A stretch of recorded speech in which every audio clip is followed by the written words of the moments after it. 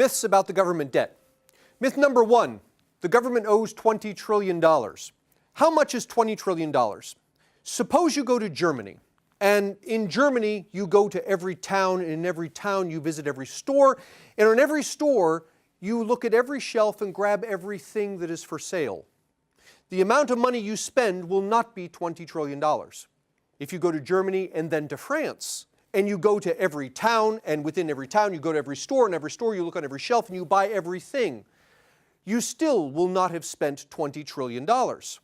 You can go to England, and while you're there, you can go to the North countries and buy everything that's for sale, and you still will not have spent $20 trillion. In fact, to spend $20 trillion, you have to go to every country in Europe, visit every town, in every town, go to every store, in every store, look on every shelf, and buy everything.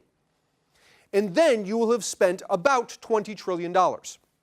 But the myth is that this is how much money the government owes. It turns out that there's more, called unfunded obligations. Unfunded obligations is money the federal government has promised, but which it does not and will not have the money to pay.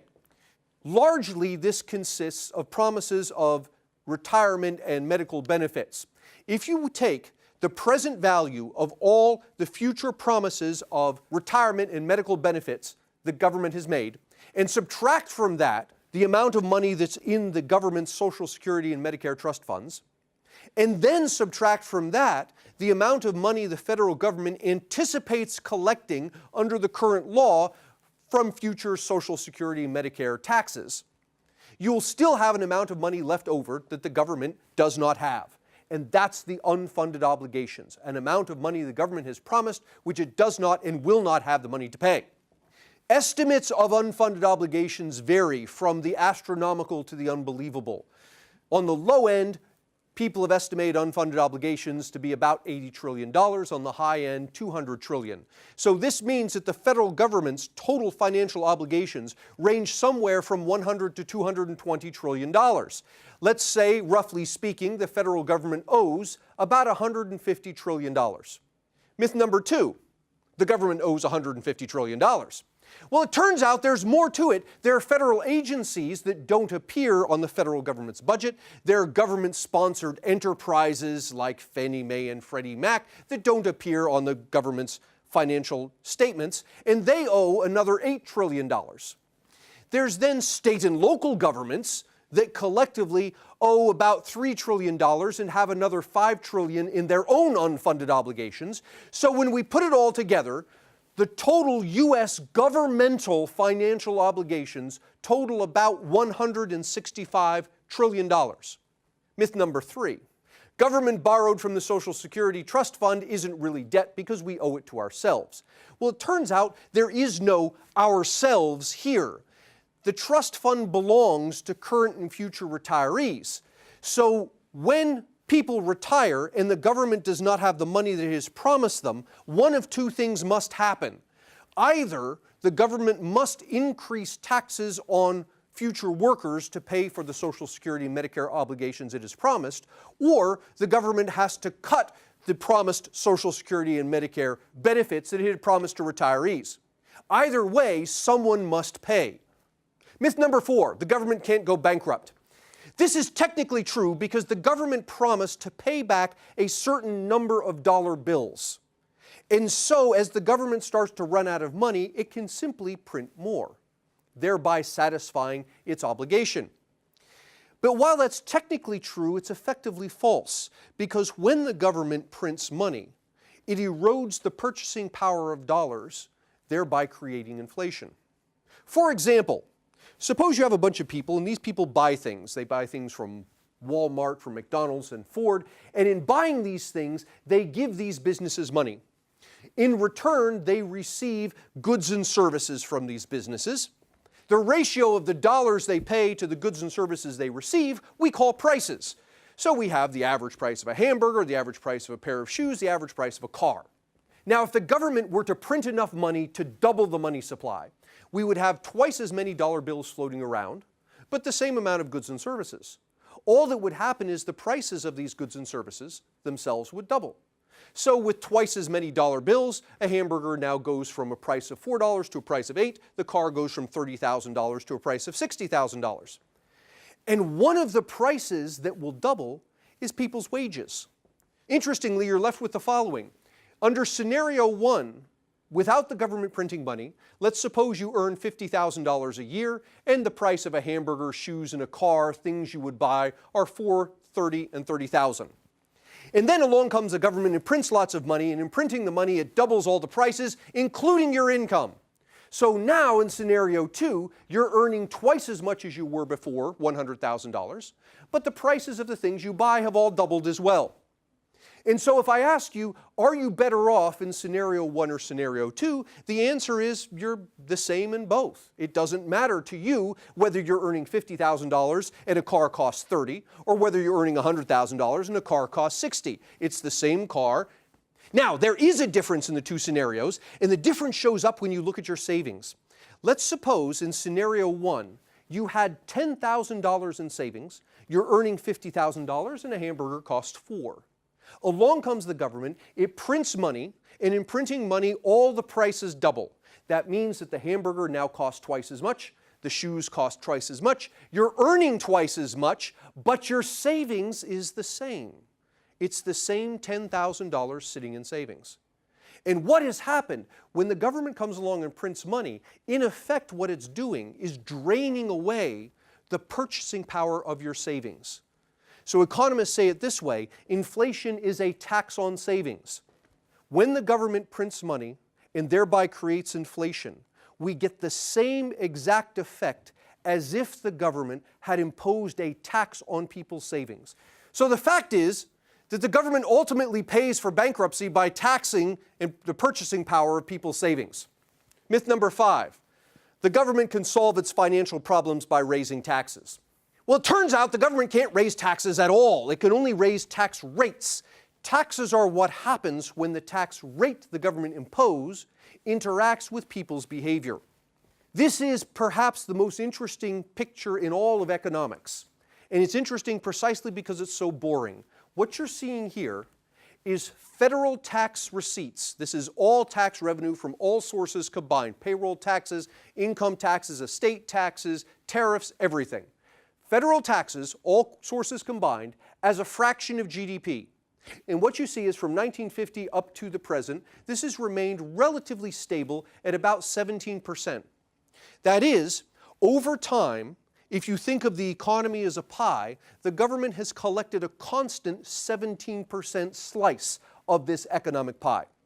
Now, let's superimpose on top of this, for example, the top marginal income tax rate.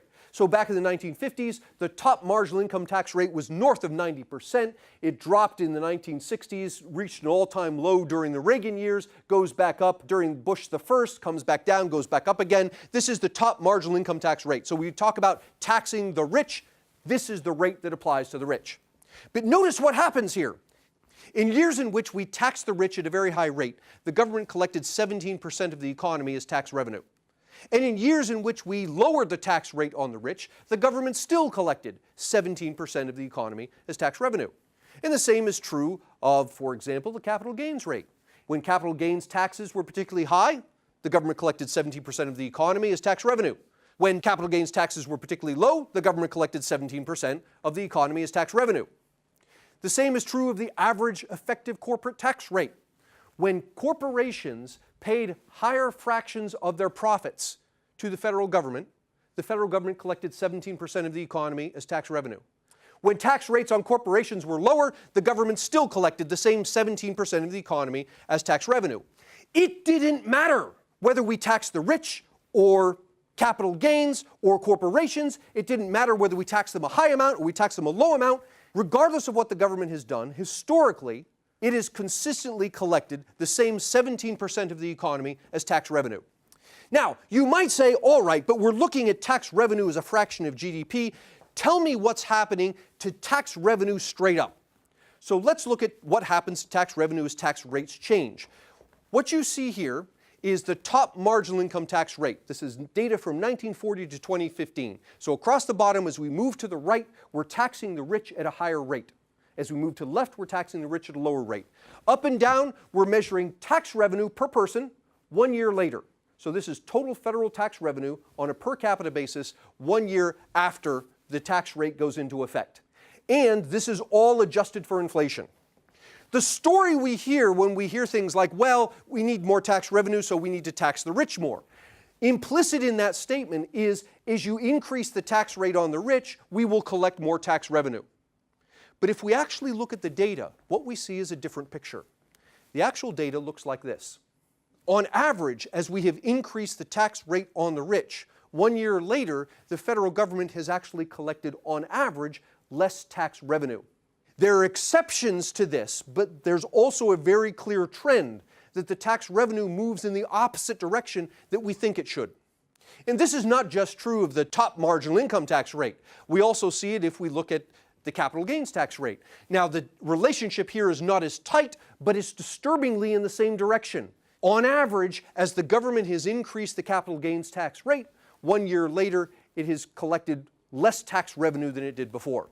We see the same phenomenon with the corporate profits tax. We see the same thing with the estate tax. In fact, of all the federal taxes, I'm only aware of two, which historically, as the government has increased these tax rates, its tax revenue has actually gone up. And those two taxes are Social Security and Medicare.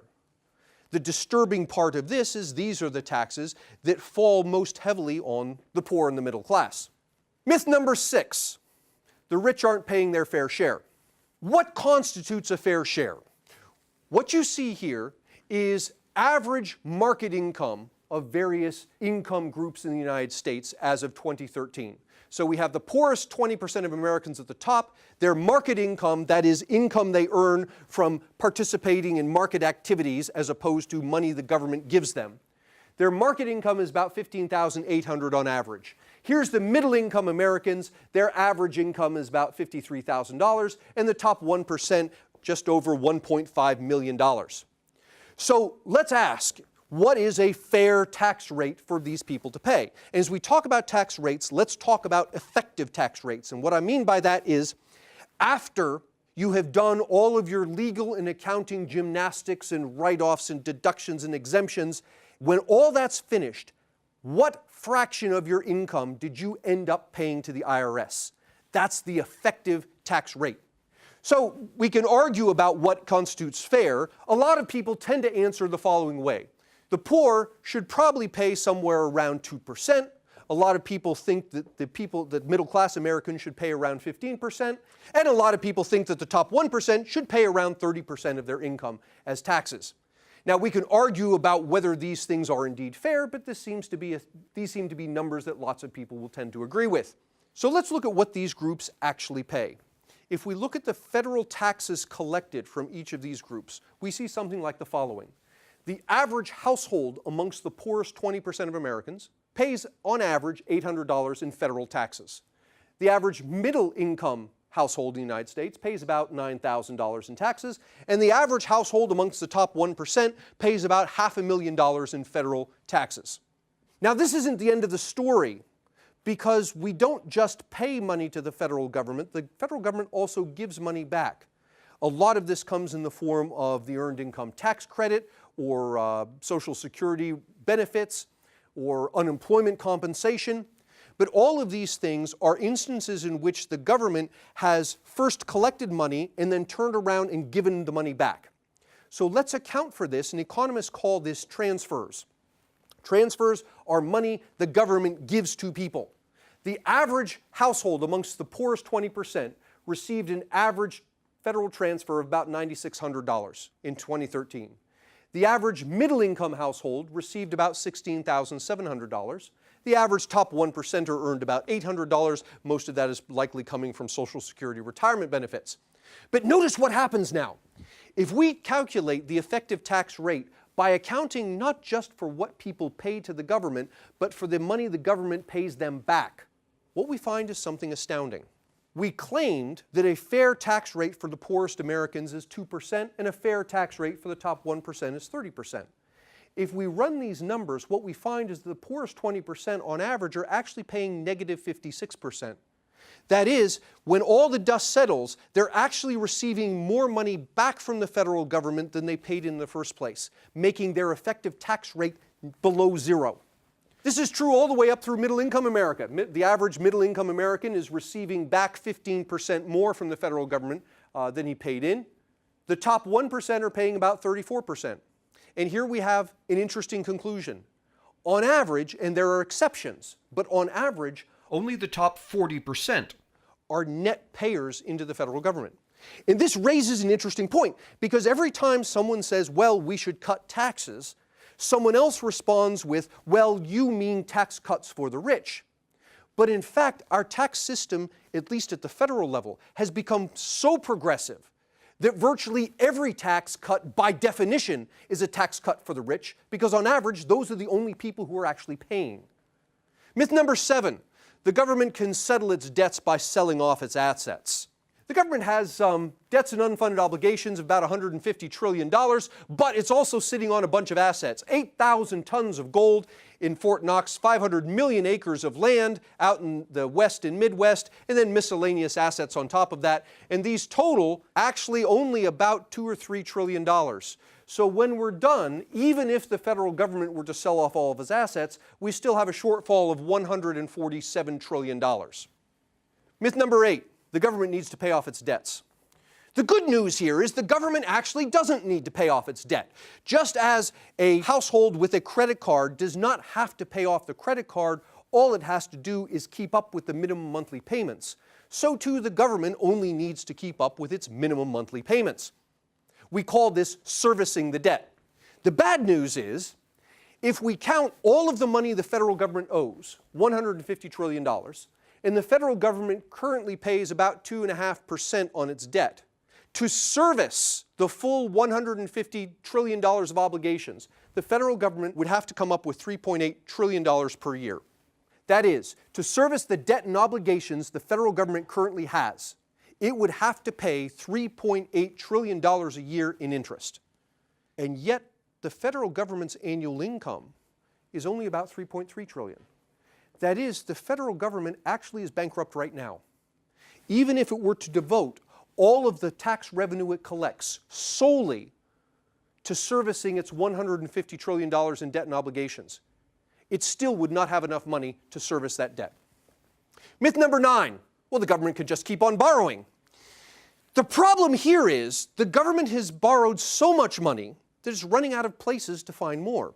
Currently, the American people, state and local governments have loaned about $6 trillion to the federal government. Social Security, Medicare, Veterans Benefits Trust Funds have loaned about $5 trillion to the federal government. Foreign governments have loaned another $4 trillion, the Federal Reserve has loaned $3 trillion, and foreign people have loaned about $2 trillion. This is the total amount of money that people the world over have loaned to the federal government. The problem with this is, Social Security, Medicare, Veterans Benefits Trust Funds have run out of money. They have no more left to loan to the federal government. In fact, in the case of Social Security and Medicare, they're starting to pull back the money that they had loaned to the federal government, which they now need to turn over to retirees in the form of benefits. Foreign governments and foreign people have been slowing the growth of their lending to the federal government. The American people, state and local governments have been slowing, in some cases actually cutting back on how much they loan the federal government. And that means that as time moves forward and the federal government wants to borrow more and more money, and these groups are all tending to cut back on how much they loan, the one place left the federal government can turn to for money is the Federal Reserve. And the problem here is when the government borrows from the Federal Reserve, unlike its borrowing from any of these other groups, it creates inflation. And inflation is a tax on savings. So in effect, as the federal government runs out of places to borrow, it must turn to the Federal Reserve to borrow money. And when it does that, it creates inflation, which erodes the purchasing power of all of our savings. Myth number 10, there's no way to fix this problem. It turns out that there is. We could have a balanced budget within 5 years if we followed this recipe. First, cut all spending this year by 10%, no exceptions. And if there's some things you don't want to cut by 10%, then cut something else by more, so that when you're done, in total, you have cut by 10%. And when I say cut by 10%, I mean the word in the way any normal human being uses it. When politicians say cut the budget, what they mean is to increase the budget by less than they would actually like. This is an actual 10% cut. We spend 10% less than we did the year before. Then hold spending constant for 4 years. Don't even adjust for inflation. What happens over these 4 years is, as the government holds its spending constant, the economy continues to grow. And at the end of the 5th year, the economy is now large enough that it can support the government that exists. At the end of the 5th year, we'll have our first balanced budget. Thereafter, the federal government can continue to increase its spending if it likes, provided that the increase does not outpace the growth rate of the economy as a whole. This solution stops the bleeding. It prevents the debt problem from getting worse, but it doesn't solve the debt problem. However, we can grow out of this. It took perhaps 100 years for our debt problem to grow to the size it is now. If we can stop the problem from getting worse over the course of the next 50 or 100 years, the economy will grow enough that the current $150 trillion debt won't matter.